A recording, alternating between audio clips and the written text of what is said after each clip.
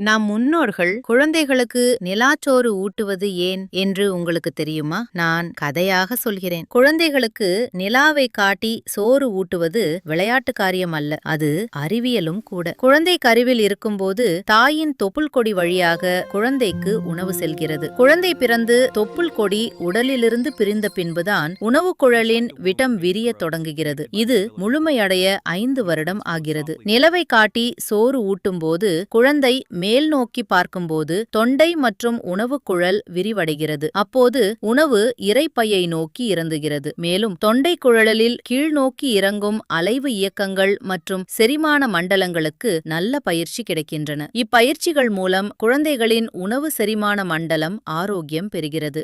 இந்த வீடியோ பார்க்கும் நண்பர்களே, இன்றைய தலைமுறை செழிக்க செல்போனை காண்பித்தும் டிவியை காட்டியும் குழந்தைகளுக்கு சோறு ஊட்டாதீர்கள். என்னை காண்பித்து சோறு ஊட்டச் செய்யுங்கள். Bye friends.